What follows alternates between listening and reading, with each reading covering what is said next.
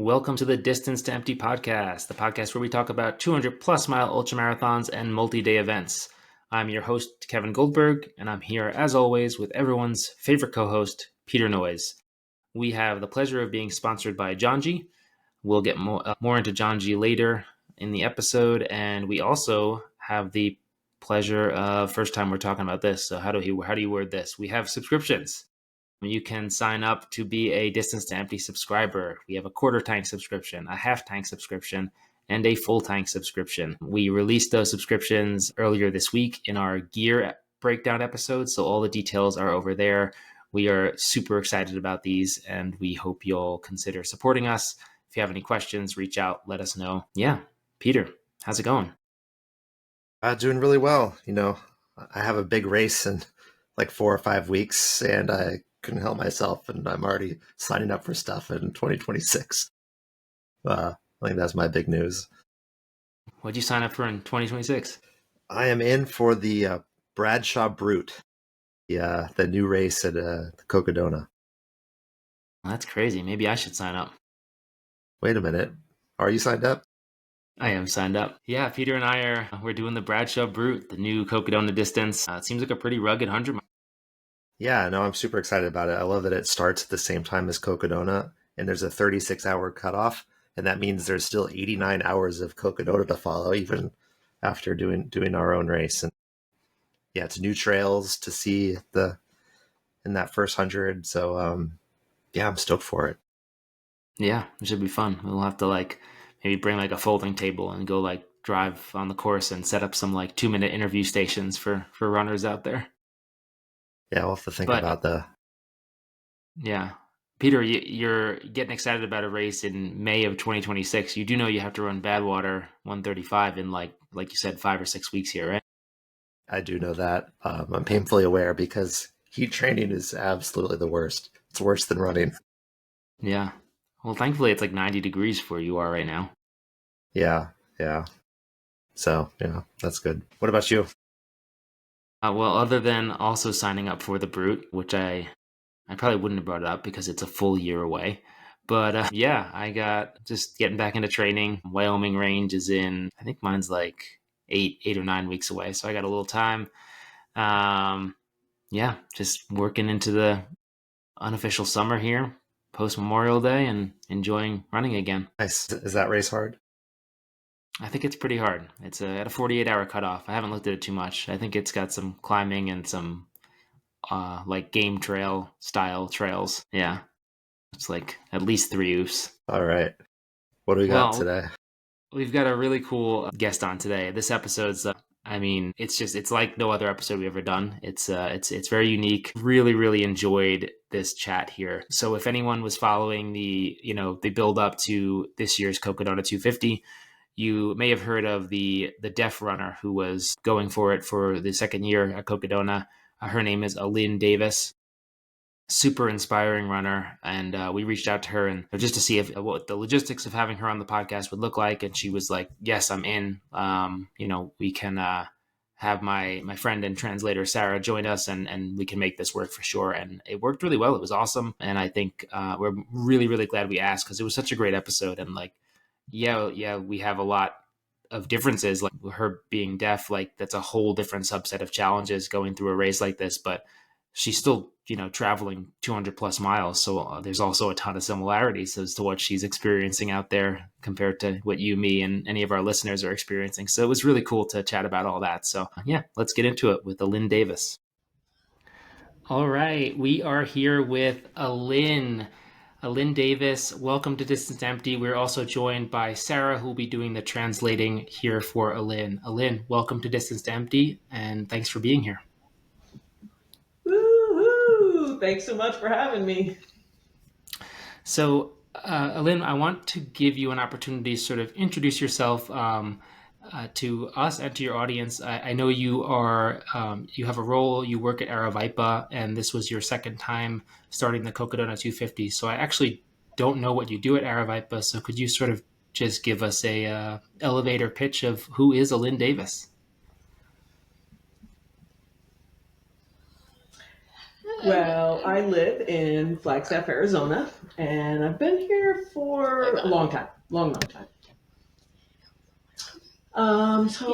So I've been in and out of the state really since 2003, but I've been in Flagstaff for 13 or 14 years. With Aravaipa, let's see, this summer would be my 8th year, and I'm part of their event crew. And so I tend to do course marking, sweeping, setting up, breaking down, just working with teams. Basically, I do the dirty work to make sure that the races run smoothly for the participants. So, Alynn, you've been around Cocodona since its very first year. 2021 was when Cocodona started. What initially drew you to this race? What made it special to you? And what in 2024 made you say, this is the year I'm going to toe the line?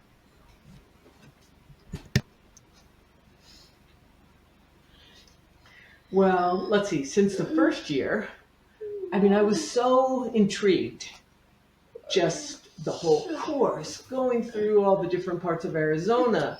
And just as I said, I've been in and out of the state since 2003. So I'm very familiar with the trails, with the wilderness areas, with just all sorts of adventures in the state of Arizona. So once I saw that 250 miles going, through small towns and forest and desert and oh my gosh, the whole variety of landscapes that this race covers. Arizona just has its own unique beauty, and there's no other place quite like Arizona. I think that's just part of it. And so to cover 250 miles on this kind of epic adventure, where else could you get that kind of adventure experience? So, just being involved since the first year and witnessing this whole thing, being involved just with the race itself and just the impact on each runner, their journey, their experience, their growth. I guess I felt like I really just needed to experience that as well. And so in 2024, I guess that was the year I turned 50. So I thought, oh, that'd be a great way to celebrate, my 50 years young. And so this year was my second chance. And I almost made it. So with this being your second attempt, how did your mindset or approach change from 2024 to 2025?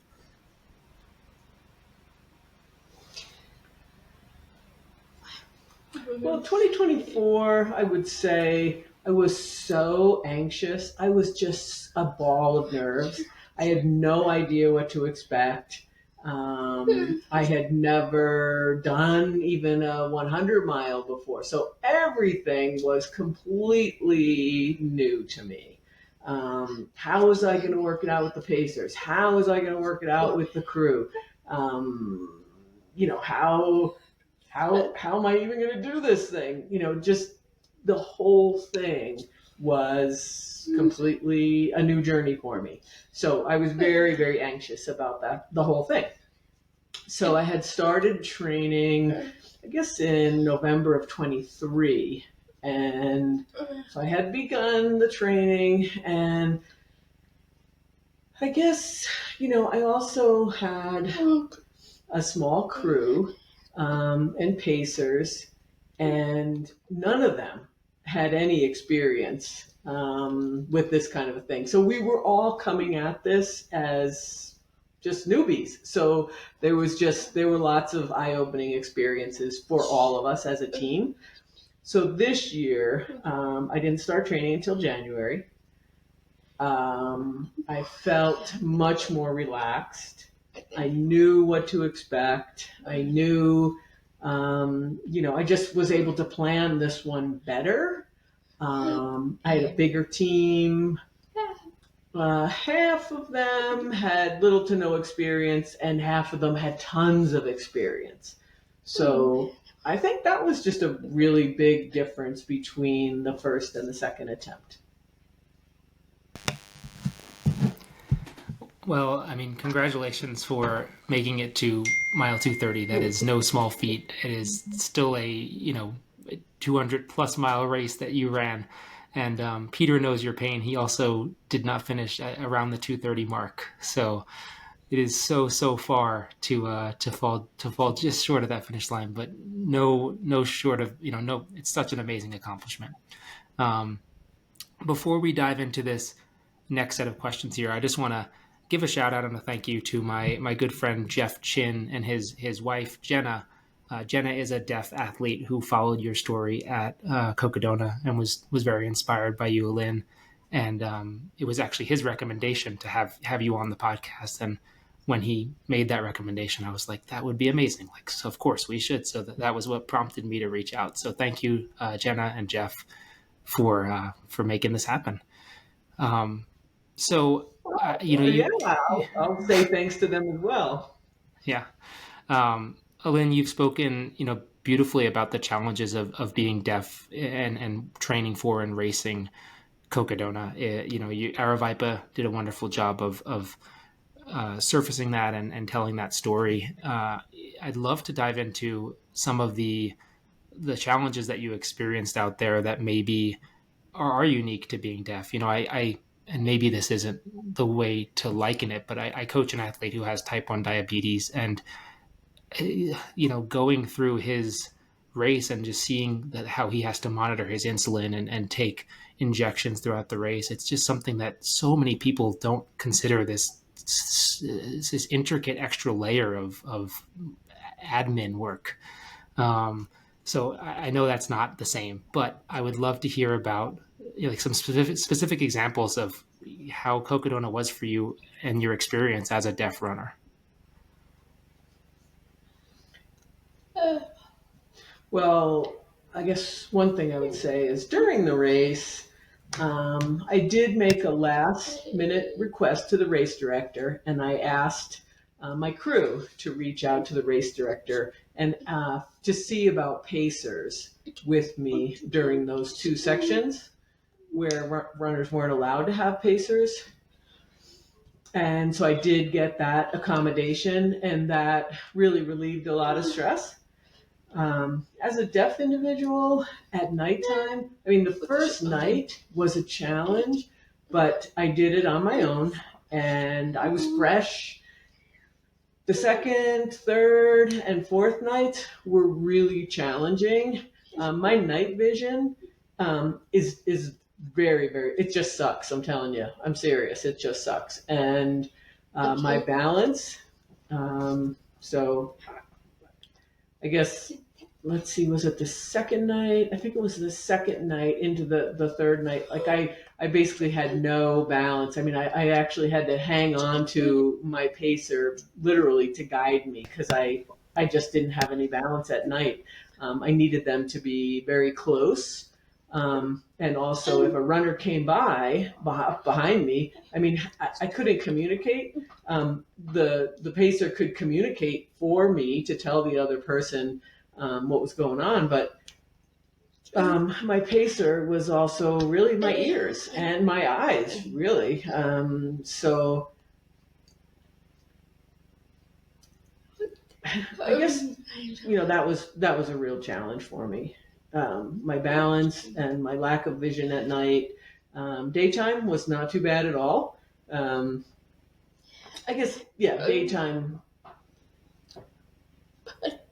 I mean, I'm still glad that I had the pacers during the daytime because it certainly helps because, whether it's communicating at the aid station or communicating with other runners or, some of the fans, some of the people that were there. I didn't expect that there were going to be so many people. There's so many fans throughout the course. I mean, that was really a totally different experience this year. And I would say, lousy lights is another just really big challenge for me. I'm having such a hard time finding the right lights to run with at night.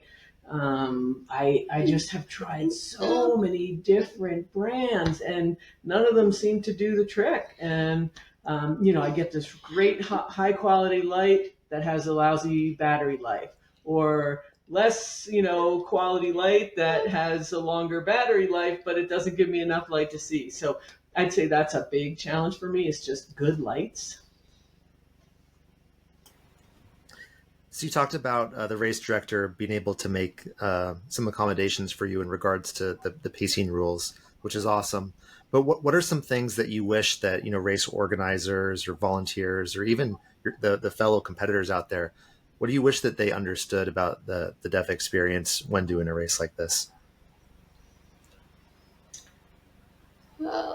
Well, because this race was so big, I had already talked to the race director before the race, and I said, I'm going to have an interpreter at the pre-race meeting. And so that was a big thing, is to just those meetings, to have somebody there to interpret. As far as the aid stations or volunteer staff, I think they just need to understand that, every deaf person is different. Some people who are deaf actually speak very clearly. Some people lip read well. I'm not a good lip reader at all. That's me. Some people, don't use their voice. Some people have zero hearing. Some people can hear a little bit. Some people just use gestures. So all deaf people are different. And if there's another runner who's more resistant, perhaps, to trying to communicate, just having either a phone ready that you can, either do voice to text, or like a whiteboard, in the aid stations with markers. That would have been awesome, just to be able to communicate that way as well. There was one aid station, I think it was Fain Ranch. Oh, Fain Ranch. That one was awesome. That was so great.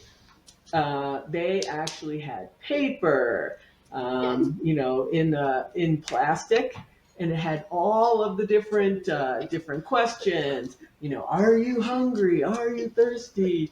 Are you in pain? I don't know. Are you allergic to something? I'm trying to think of the other things but they just had this all written out, and it was and they even told me that I could take it with me, if I wanted to bring it to, for the next aid station. So I thought, oh wow, that's, I really don't want to carry this paper with me, but it was, that was great though that they had it. It was really, really nice. That aid station, if that little simple thing could have been applied to every aid station, that would have been a great simple solution. Let me think. I wish that just people would realize that even access to this kind of podcast, or some of the video content on social media, that stuff that was filmed during the race, to have captions with everything. Because, this is the first time that I've been invited to be involved in anything like this. And I thought, oh, that's a great experience. But what about, that's why I asked when I asked you about the video part, and to record it, to have the captions, so that other deaf people could actually, watch it and learn something too. And just so many deaf people don't know where to start or how to learn from this experience, or just if they're just plain old curious. So I just think that podcast, it's a missed opportunity for deaf people. They don't have access to most podcasts. Yeah, I think that's, I'm really glad, Alynn, that you recommended that, because we don't typically do video, and we are going to find a way to get this published with captions and full video, because when you recommended it, it was of course it was a no-brainer. I was like, yes, we need to do that. So thank you for that. And Fain Ranch, I think Kristen Trapp was the who's a fan of the podcast, who was the aid station captain there, so she'll be stoked to hear that was your favorite aid station. Now, this might be a silly question, but I'm just curious, for pacers, did all your pacers sign and were able to communicate with you, or because I imagine finding pacers who sign, that's difficult.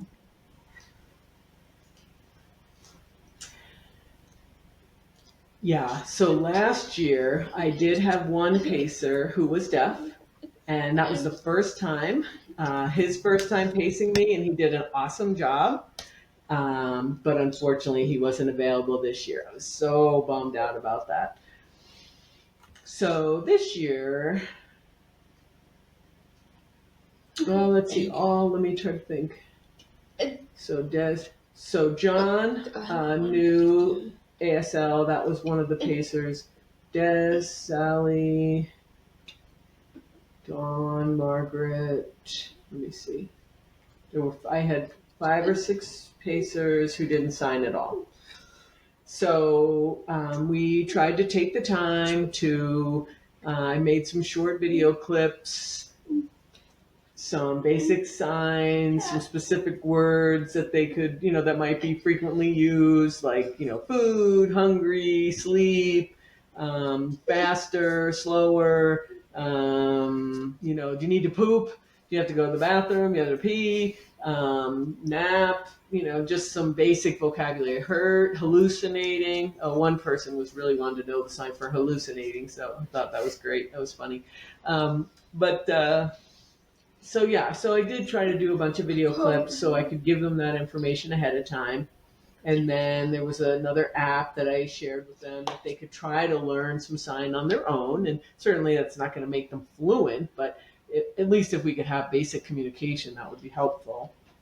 And we did have two. Well, one, my partner, my man Cameron, he's deaf, and so he was part of my crew. And he wasn't really even planning to be there for the entire week, but once he, kind of, he took the time off of work at the last minute and said, "Hey, I need to be here," and so he crewed the whole week. So I just love him for doing that. And then another person named Andy, who's also deaf, hard of hearing.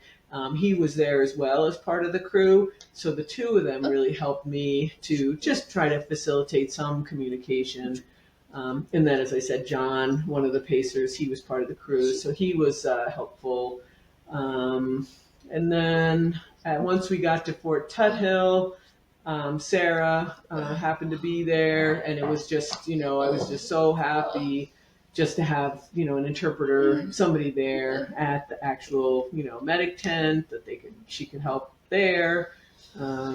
So it was kind of a mix of both, I would say, but from nothing at all to some sign communication access.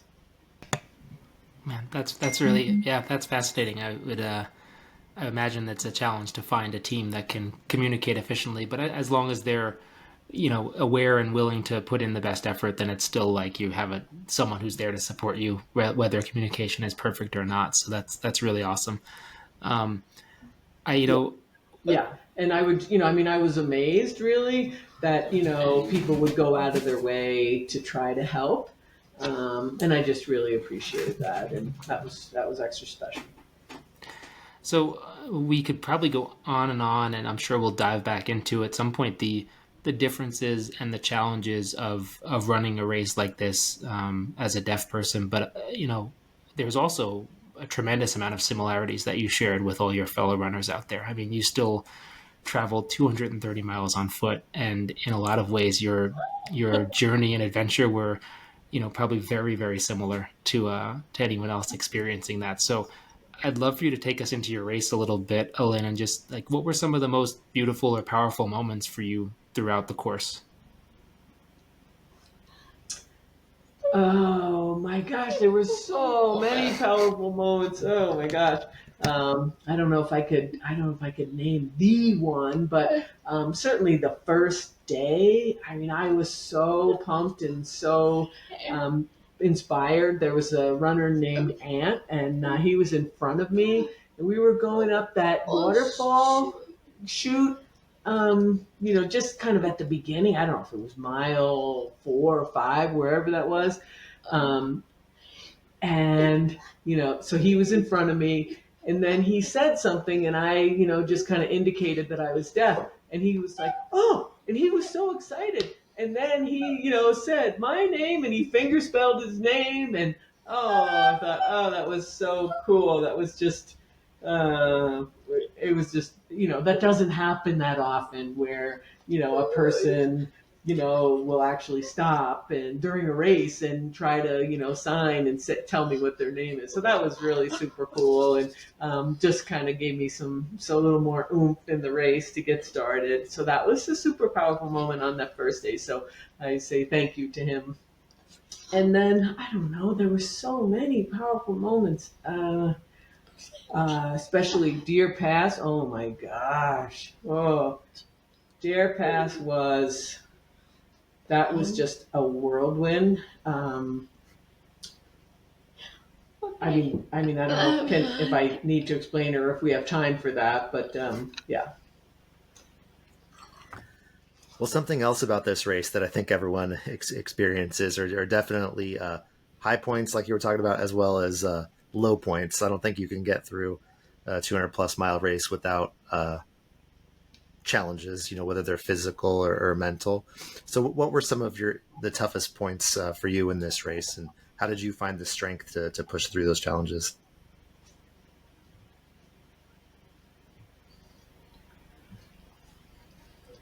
I would say the most difficult, if I could pick one, um, and when I had to call it. Um, I've never had a breakdown on the trail, and this was just a huge, huge meltdown. And um, it was where, I mean, I literally just screamed at the top of my lungs, and I never screamed loud. I mean, I can't hear, the actual volume. But my pacer looked at me and they were really taken aback. And I was just hanging onto this tree and I was crying my eyes out. And I was just so mad at myself because I couldn't go any further. And I was mad that I was so close. I was mad that, uh, so I would say that was definitely my lowest. That was the bottom. That was the rock bottom moment for sure. And as just trying to get through that. Um, I mean, I had made it to that point, and prior to this year, I never thought that I could have even gotten to that point. I would have never I'd never experienced what I had experienced up until that point. So to say, wow, this is the journey has been the journey of a lifetime, and I'm very proud of myself. And you know, I'm in awe of myself, I guess. Well, if it makes you feel any better, all the best people have complete mental breakdowns in Walnut Canyon. So um, it happens to the best of us. But from my perspective, seeing the posts you've made since the race and talking to you here today, yes, you only made it to mile 230, but it seems to me like you feel like you've won, and as you should. I mean, like, it's still such an accomplishment. You doubled what you did on this course last year, and it's just no question, just awesome. Congratulations. Thank you, thank you. Yeah. I guess I think we're planning on asking this down the line, but it seems like it is natural to ask now. What does the future at Cocodona hold for you? Are you going to return to this race, or was this? Do you feel like the journey concluded at mile 230 here? Oh no, no, no, no, no, no. Oh no. I'll never be done with Cocodona. No, no. But when I'll try again, I don't know. But I definitely did want to finish this damn thing and cross the damn finish line. I definitely want to do that. So, but once I cross the finish line, I really want to give back to the community, either as a pacer, a crew member, staff person, whatever it might be. But as far as when I might get back in the game again, I mean, it was amazing today. It's already sold out for next year. Yeah, it was wild to see the registration zoo this morning, chaos of it all. Pretty cool. And another distance this year, Peter and I were talking about maybe coming and doing the Bradshaw Brute next year. It looks pretty awesome. So, yeah. So, Alynn, you having done this race 2 years in a row, and we talked a little bit earlier about awareness and accessibility for not only deaf runners, but where Cocodona is, it's got runners who are 68 years old, it's got runners who are 17 years old, and there's accommodations made for everything from dietary restrictions to deaf runners. So it really is amazing to see these races evolve to do their best to accommodate anyone who is bold enough to step up to the start line.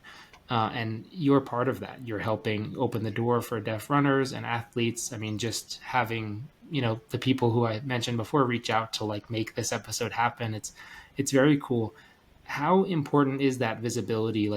What message do you hope that your story sends to others, and how important is it to you to continue telling that story?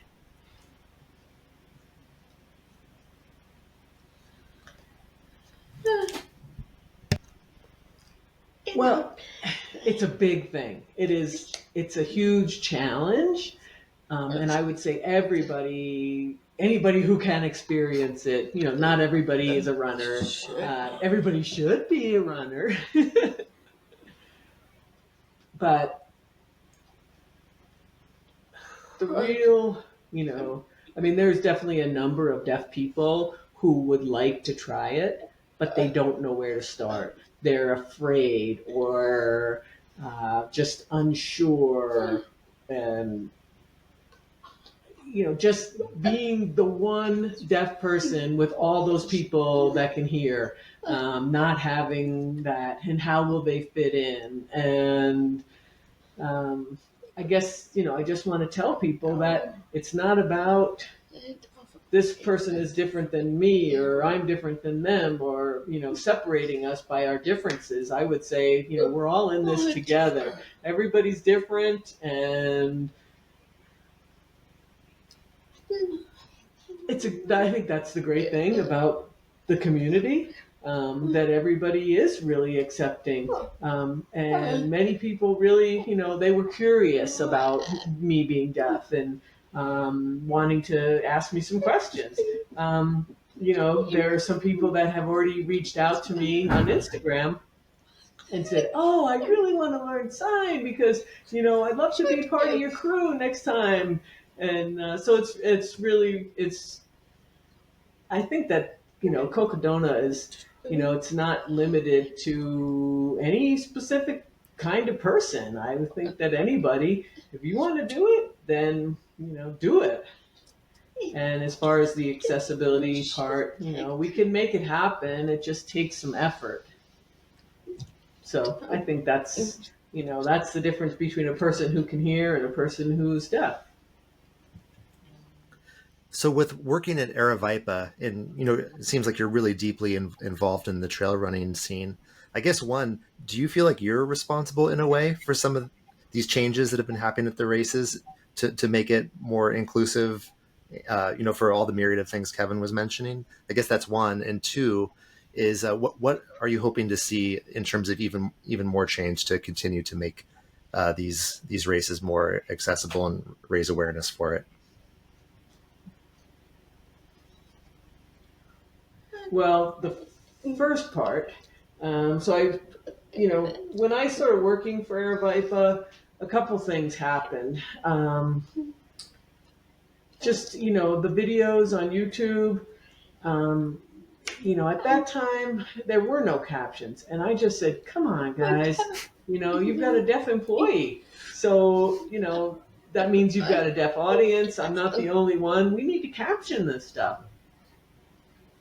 So that was one change, and just bringing awareness to the Arabipa team that you need to make it accessible for a broader audience of people. And what was the other question? Just what other changes are you hoping to see to take this even further down the line? Well, I would love to see, like I said, whiteboards available everywhere at aid stations, in the trucks, even if, people, not everybody's got a cell phone that's got the, why no one would have a phone now, I don't know, but not everybody does. So, having a whiteboard, so that way, somebody's busy, just having something, a way to communicate that's out on the table. Sometimes deaf runners are going to show up and they're going to say, oh, I really like, to say thank you, or just, express gratitude at the aid station, just to say thanks for stuff, or just to communicate something that they need.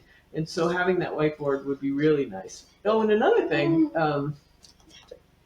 as far as accessibility goes, when I started with the Arabipa team, I think I did one race. It was on the Mesquite Trail, and going along, and there was one section, and it was super narrow, and there was a runner who came up behind me, and I didn't know that there was anybody coming, and the trail was really narrow at that place, and I was trying my best, to keep going, keep a good pace, and then I knew that once I got to a wider section, if there was somebody behind me, I could step aside. But the person who was right behind me did not know I was deaf and was really agitated and really angry with me. And then the other people behind that individual, they saw this whole interaction, and that there was one of the people that was right behind me. Once it got wider, actually pushed me, and I was like, "What the heck?" And this whole communicate. I mean, I don't know what they were saying, but it was just I didn't hear that she was there. And so I was like, okay, I'm just going to let her go. And then, somebody else came up and was like, you're okay. You're doing okay. Just keep going. Just keep going. So when I got to the finish line, I let the race director know what happened. And they were, taken aback by that happening out there, and saying, that's not acceptable, period. That's just not okay. And so from that point onward, before a race, the race director would then make a habit of trying to say, please be patient when you're out there. We're all out here together. We're all, our reason here is to run, get the experience, and have this, and just be patient with each other. Even if there's a person who is not moving aside, then just be patient. And I guess that was just I felt, responsible to let people know, in the community know, to just please, I understand that you want to be the fastest. I get it. I understand all that. And it's, it's great to be out there doing your thing, but hey, I'm out here too. So I guess that was one, just an interesting experience. And just for people to have that awareness. Yeah, that's the great point, is that, yeah, you're out here, but I am too. It's just very, we're all out there trying to have that experience, and just these races can put us into places where we're exerting and tired and sleep deprived, but it's still important to be kind and never make assumptions. It can be easy to make assumptions, and that assumption can be that, hey, this person can hear me. It can be as the big a jump as that. And maybe they can't. So that's super important. When I was talking to my friend Jeff and his wife Jenna about the questions for this episode, one thing that they mentioned was like jump scares, like just, like you get touched or, pushed or something, and you're just not anticipating that, and sort of like always anticipating that, like the anticipation of the anticipation. I don't know if that makes sense, but like when you're deep out there at Cocodona, and for myself personally, these races are so long that I'll sometimes go on autopilot, where I'm just trying to zone out, but I have my senses that are kind of radar and keeping tabs on things around me. For you, does it feel like you have to be more online or locked in the whole time and don't have that luxury of like zoning out because you're focused on what maybe you can't hear around you? I don't know if I'm phrasing that correctly, but hopefully that makes sense. Oh yeah. No, I totally get it. I totally get it. Um, yeah, it's funny because when I'm alone, I'm on my toes all the time. I am alert all the time. When I have a pacer with me, I'm a little bit less. Because the pacer will also, let me know that somebody's coming up, or they'll let me know that somebody wants to say something to me, or they'll alert me to what's happening in the environment. And so the pacers really help a lot with that. But yeah, there were certainly moments where I did experience.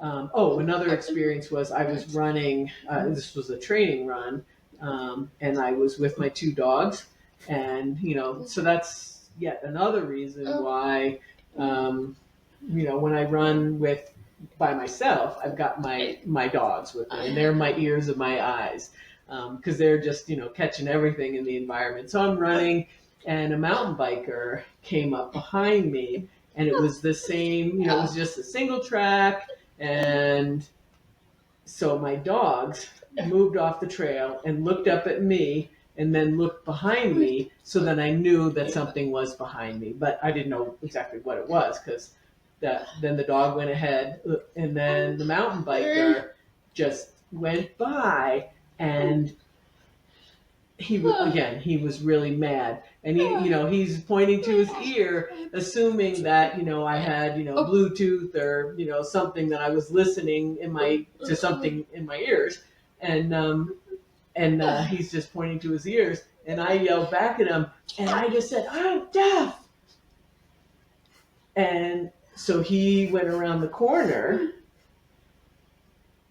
and I just stopped, because I just can't allow that situation to control me, and I needed to make sure that I was in control over myself, and he had no idea how it impacted me. So I said, okay, let me get my head in the game again, and get going again. And he had gotten off his bike, and he had put his bike off the trail, and he stopped me, and he wanted to say that he was so sorry. And he said, "I didn't mean it," and he was really apologetic.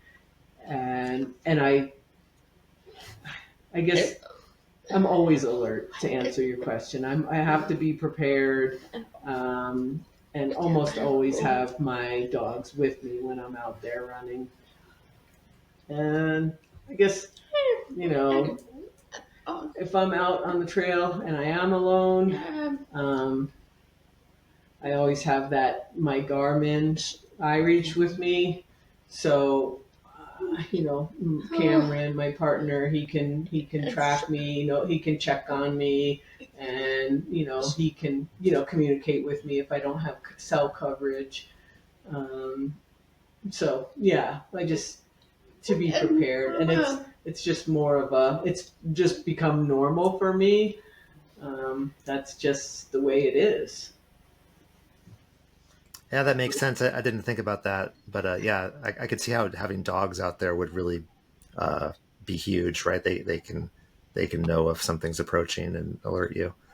I am kind of curious. You did mention that you taught your pacers some words out there. I'm wondering, these races, we get so low or these crazy things happen. Did you teach them any curse words so that you could really be expressive with them?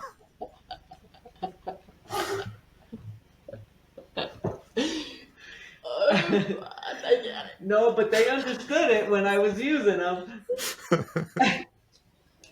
Yeah, I think things like bullshit, or what was another one that we were signing? Just plain old shit. Yeah. So there were some that they had gone out and tried to find on their own, and then there was, I think it was the second. No, not the second night. It was the third night. I was wrong. So it was the third night, and I had been so frustrated with myself because I couldn't just go any faster. I mean, it was raining. I mean, raining for 3 days and three. I mean, it was just unbelievable. And so I was just so frustrated, and I kept on slipping and falling. And my pacer was quite a ways ahead of me, and I wanted him to be closer because it was dark, and so I fell, and he was a ways ahead of me, and I just yelled, "God damn it!" And he understood that from my voice, and he turned around and came back, and it's so funny now to think about, oh my gosh, it was just funny, his face when he came back. But there were a couple that they wanted to learn, a couple swear words, but yeah. Mm-hmm. I can imagine wanting to sign bullshit the whole hangover trail, but not being able to because you need to use your freaking hands to climb the whole trail. Or responding to a pacer who's signing to go faster and you're just like, no, shut up. So that's pretty great. All right. But actually, I love the hangover trail. Yeah. I did it at night. I was scared of it. Yeah. Oh yeah, I get it. Yeah, I luckily was there in the daytime. Yeah. So it's funny. I'm reading these questions, and we used AI ChatGPT to help us formulate these questions, and I read through and make changes and everything. But in this question, it called it Cocodona 230 because it must have seen that that's where your race ended. So it asks, after Cocodona 230, how do you see yourself now, Alynn? Like, what has this experience taught you about your limits or lack of them? I mean, you mentioned, the previous year making it to mile 117 or so, and just like sort of just shattering your own limitations. Because personally, anytime I finish one of these, it really opens up the world to what's possible or what isn't impossible.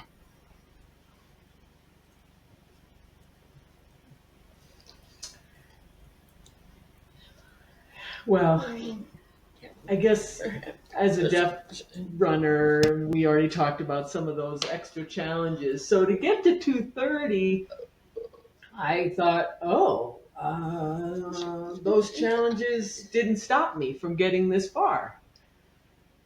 I got there. I got to that point, and the one thing, I guess in that moment, I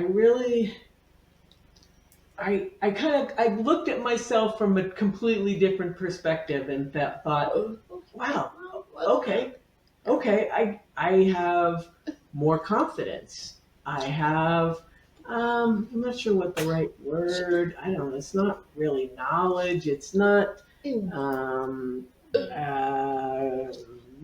not like a new age term, but just trying to, how do you capture that? Me as a person in this community of runners, thinking of the impact that I made within the running community, and I feel like there's no limit to what we can do to, share that impact with other people and to influence other people. And yes, I was in awe of myself and every single person involved with this event.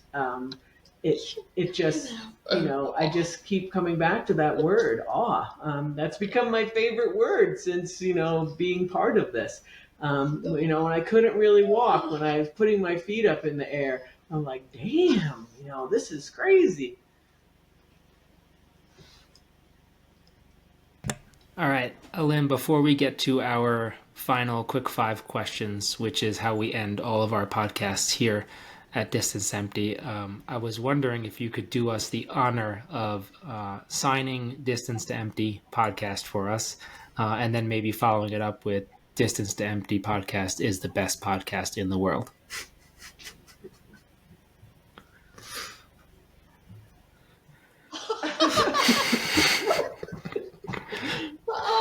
Well, it is because you're letting me be here. So yeah, thank you. Okay, so distance to empty. Yep, you've just run out of everything. So distance to empty. There you go. So, and then, okay, yeah. And then distance to empty. The best in the world. Yes, thank you. And since you signed it, it has to be true.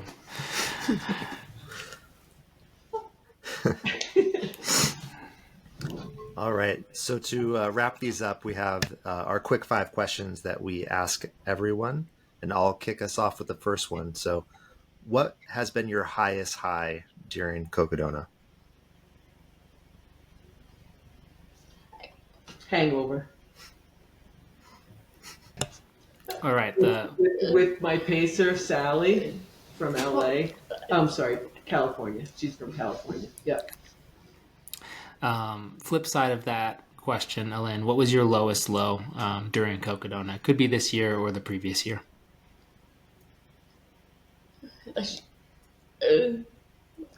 Yeah, I would say, when I hit that point that I was explaining before, when I knew I couldn't go any further. That was the lowest low.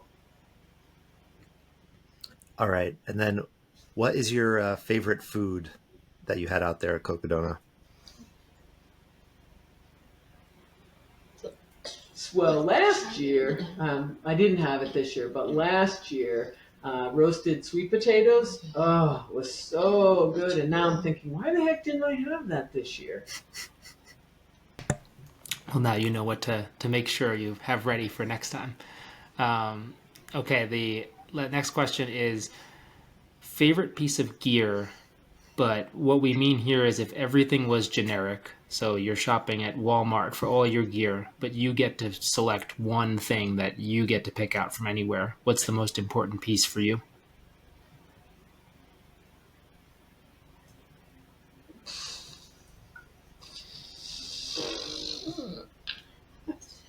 Got a few. Let me see. Oh, if I had to pick one. Can I pick one for the day and one for night? So daytime, I would say my shorts, my run and rabbit shorts. And nighttime, it's got to be. I need to have a good light, but I don't know which one. I could tell you which is the best light yet. Awesome, love it. We really like the brand Nightcore. Used it at Cocodona for the first time this year. They're really bright light, so I recommend Nightcore. No affiliation, but works for us. Do you know how many lumens they are? The one I have, there's 4 settings. It's 400 all the way up to 1600. I tend to leave it at 400 though, so the battery lasts all night.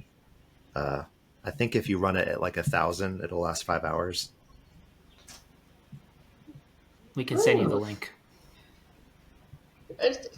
Yeah, 400 and 600 doesn't seem to do the trick for me. But yeah, please send me the link. Thank you. All right, Peter, you got the last one? Yep. And our last question, it's the theme of this podcast. I think we already know the answer, the way you gave us some previous answers, but we got to ask it. And that is, have you found your distance to empty yet?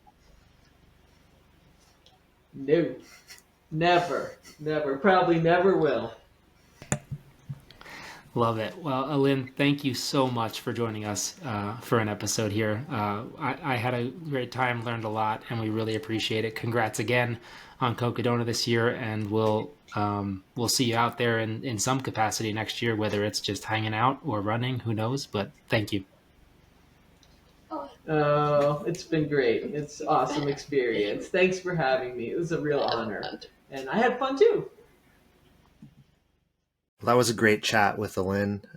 Obviously super inspiring, and I learned a lot as well. I think it's I never realized that podcasts weren't really a media very consumable by the deaf community or people hard of hearing. So I think that we'll have to figure out how to be more accommodating in that regard. And yeah, I can't wait to see her back out there. I know she's got it in her to get past Walnut Canyon, so can't wait to see her finish. Yeah, you know what it takes to get through Walnut Canyon, Peter. Yeah, it's the worst place on the planet. But you're right. I mean, Alynn suggested like, hey, can we get this on YouTube for my community and like the deaf community? And it was a no-brainer. It was like, of course we need to be more accessible to the people who may be hard of hearing. So yeah, it definitely was eye-opening. And this episode will be on YouTube with captions, and we are going to be putting more episodes on YouTube with captions. Not sure what that's going to look like with our new subscriptions, but if anyone is hard of hearing or knows anyone who is hard of hearing, or if you're a deaf person watching this episode with captions and you want to watch other episodes, please feel free to reach out, and like we can give you access to YouTube at no cost if we do decide to offer that as a subscriber only benefit. Like we're all, we want to make sure that accessibility is forefront for us, kind of like Alynn requesting those pacers for those pacerless sections. Like request YouTube access to our podcast if that's something that you want, and we're not making as readily available as we should or can. So yeah, but it was an awesome episode. Agreed. All right, Peter, what categories do you have for us today? Well, I can switch gears. It's one of my favorite things to do. You're good at it. Okay. So once again, I am an author. Switch gears, puke, rally, repeat, mastering 200-mile races with bivvies, sunscreen, and Taco Bell. I may have gotten an assist from AI, or actually you may have gotten an assist from AI. This book just showed up one day. But I think this is a good section. Strategies to silence your inner critic. Yes, the inner critic. A sneaky little pest, often masquerading as your best friend, but actually thrives on your moments of vulnerability. Just when you think you're cutting some serious corner on your 200-mile quest, your inner critic pops up like an annoying jack-in-the-box, rattling off all your insecurities with unnerving enthusiasm. You call that a run? Looks more like a midlife crisis on a treadmill, it shouts, whilst you're desperately gasping for air and regretting that second taco.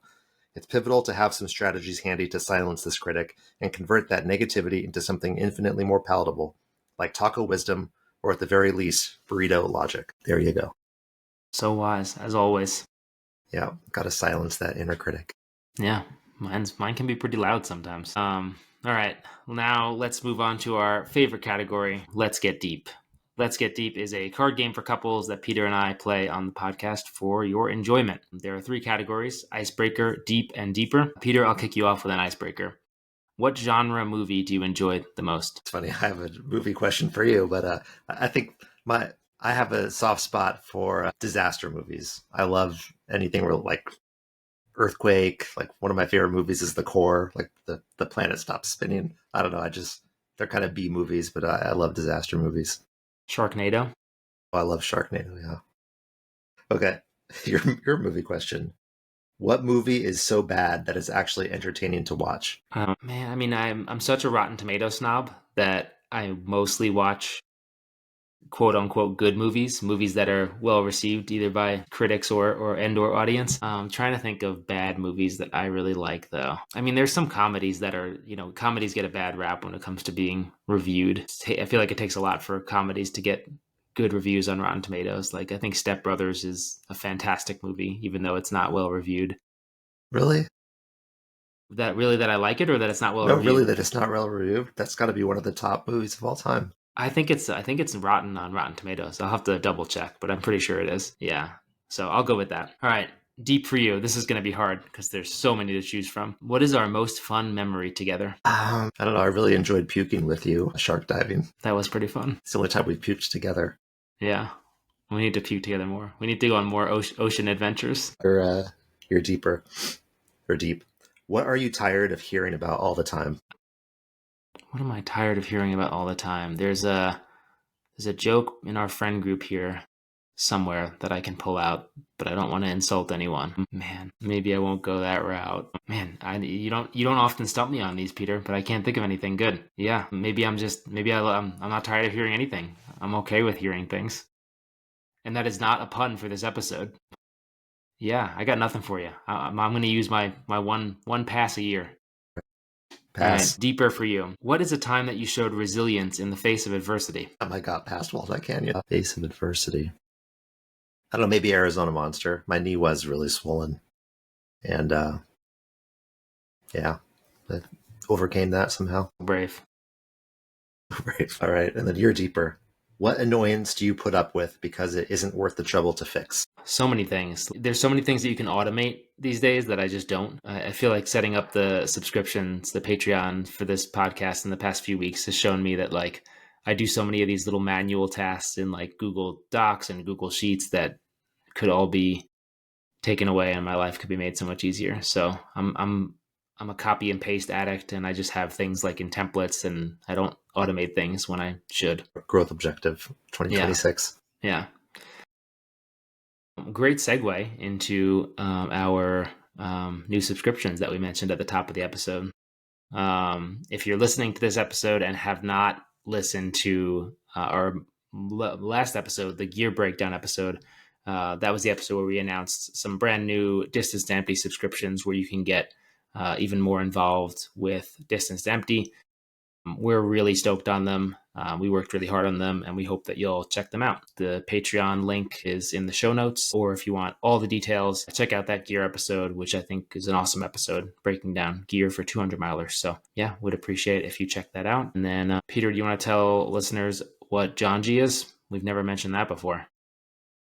Yeah, John G is an apparel brand that we stand behind and that sponsors this podcast. So yeah, another way that you can support our podcast is by supporting John G. Yeah, and I think it still stands if you want to get a free hat or a free training plan. A way you can do that is to make a John G purchase and send us proof that you did that. And as you check out, make sure that you attribute it to the podcast Distance to Empty. There's a question about how did you hear about it?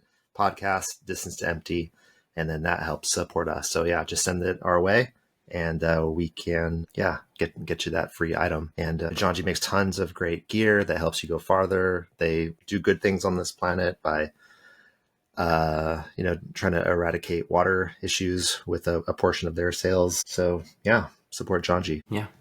And you can use code DISTANCE for 10% off as well. And just know that if you're listening to this close to the time it was released, we are a couple, maybe 1 or 2 months out on those hats. We just placed a reorder, but reach out to us and we will add you to our list. You can find us on Instagram or shoot us an email at distancetoemptypod@gmail.com. Let's see, what else we got today? Oh, we're recording on Chad Bruce's birthday. Happy birthday, Chad Bruce.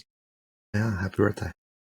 Birthday fist bumps for Chad. And let's see, we'll do a new segment where we'll thank a subscriber because we have one. We have one who signed up before we even released it, Brian Shook. Thank you so much. Brian's been a guest on the podcast before. Awesome episode. If you haven't listened to Brian's episode, go check that out. That's probably from not yet a year ago, but getting close on a year away from that recording. Yeah, so check that out. And I think that's all I got. You got anything else, Peter?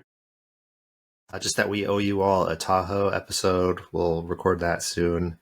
And it seems like we need to do that. Kevin, you just informed me that there's a 1.5 mile loop to start the race. So we're going to have to figure out what's going on with this race. Yeah, Tahoe 200 this year is just, what would the math be on that? 75 1.5 mile loops or something? No, it's just at the beginning of the race. I think it's just like a 1.5 mile loop to kick off the race, and then you're off, which won't be a big deal. Like it'll be over in 15-20 minutes, and then you're off out into the best part of the course. yeah, we'll cover that in a course preview here that will probably be released. Typically, we release our course previews the Monday or so before the race, which this year would be June 9th-ish. So keep an eye out for that. All right. Thanks so much for listening.